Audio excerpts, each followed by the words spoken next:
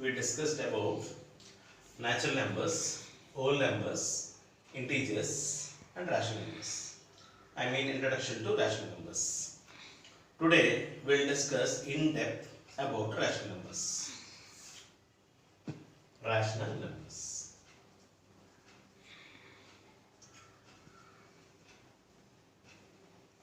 So what is a rational number? We already discussed.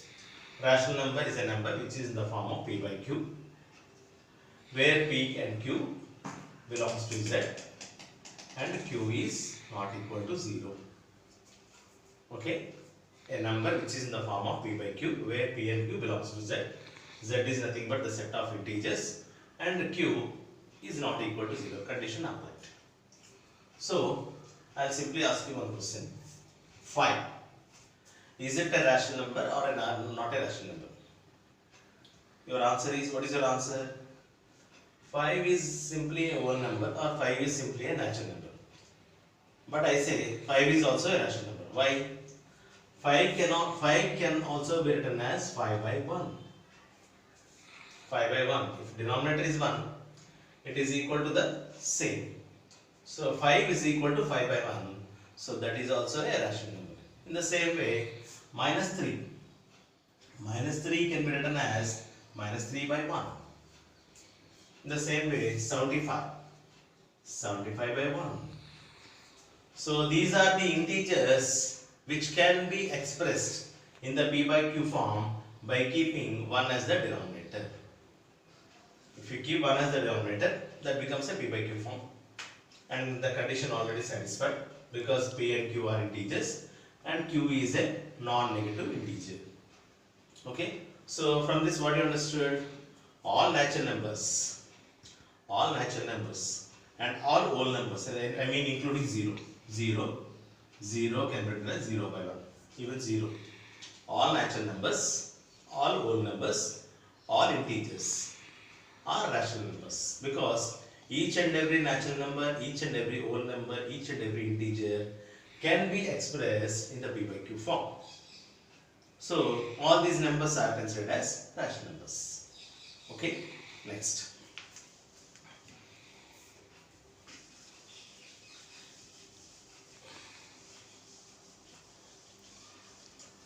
You may get a doubt. Sir, what is the difference between a rational number and a fraction? Fraction and rational number.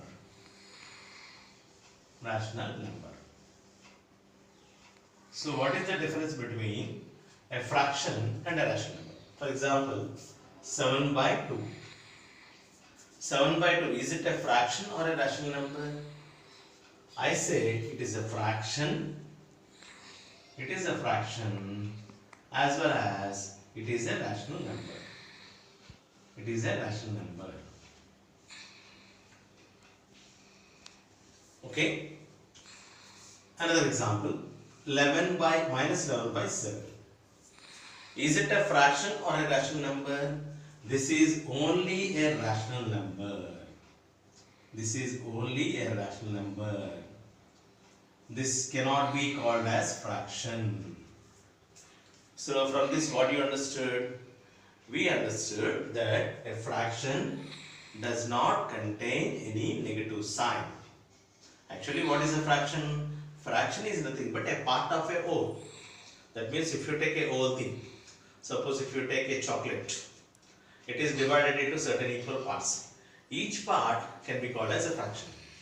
For example, if you take a chocolate bar, this is divided into certain equal parts. How many equal parts? 1, 2, 3, 4, 5, 6. 1 divided into 6 equal parts. 1 by 6, 1 by 6, 1 by 6, 1 by 6. That means each part of a whole, each equal part of a whole can be called as a fraction. But whereas a rational number cannot be called as fraction because you can't consider any fraction in a negative form. Suppose if I say you take a certain thing. Suppose if you ask them to divide it into minus 1 by 3, is it possible? It is not possible. Because 1 can be divided into 3 equal parts. 1 cannot be divided into minus 3 equal parts. So fraction cannot hold a negative value, whereas a rational number can hold a negative value. So if any number which is in the form of p by q holding a negative value, it is called as a rational number, whereas this number can be called as fraction as well as a rational number. Okay, next.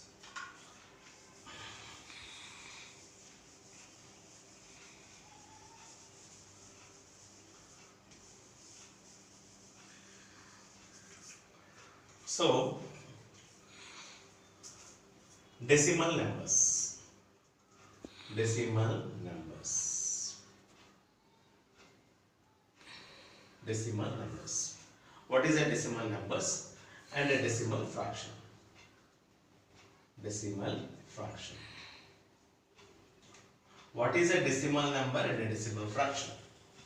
For example, 7.32. 7.32 is a decimal number because 7 is a whole number and 0.3 is a decimal part. That means 7.32. That means this is in between 7 and 8. This number is in between 7 and 8. That means a fraction form of a number in between 7 and 8. So this is called as a decimal number. Now, how can you write a p by q form of a 7.32? How can you write the p by q form? 7.32 can be written in p by q form as 732. That means simply write a number ignoring the decimal, and under that you keep 1 and keep as many zeros as it is as the decimal number which is in before the digits. That means 2 digits before it is holding a decimal number. So keep 2 zeros. So 732 by 100. So this is the p by q form. So if possible you can cancel it because the last digit is a positive number, and a positive digit, and here is also positive digit. So 2 3s are 6, and 1 is a remainder. 2 6 are 12. 1 is a remainder. 2 6 are 12. 2 5s are 10. 2 0 0. Again the cancellation is possible. 2 1s are 2. 2 8s are 16. 2 3s are 6. 2 2s are 4. 2 5s are 10. Now 183 by 25. So this is the actual p by q form, because p by q form means the numerator and denominator should be co-primes. That means there shouldn't be any common factor for the numerator and denominator. Here 183 by 25 does not have any common factor. So that is why for 7.32 in p by q form is 183 by 25. Suppose if the cancellation is not possible, you can simply write as usual. For example, if I say I'll take a decimal number 11.3. This can be written in p by q form as 113. Simply ignoring the decimal and keep 1 in the denominator and keep as many zeros as the number of digits before the decimal it has. So that means keep 1 0. Because 1 digit before it is having a decimal number. So 113 by 10. So is there any common factor for 113 and 10? There is no common factor because 3 is an odd number and 10 is a number which is having only 5 and 10 as the factors. So there is no common factors for 113 and 10. So that is the p by q form, because it cannot be reduced. The number cannot be reduced. So like that you can write a decimal number in the form of p by q. Okay. Okay. Now what is a decimal fraction? What is a decimal fraction? Decimal fraction is a fraction which is having the power tens as denominators. For example, 17 by 10, 355 by 100 and 263 by 1000. What do you mean by 10, 100,000? These are called as power tens. 10 can be written as 10 power 1 and 100 can be written as 10 power 2 and 1000 can be written as 10 power 3.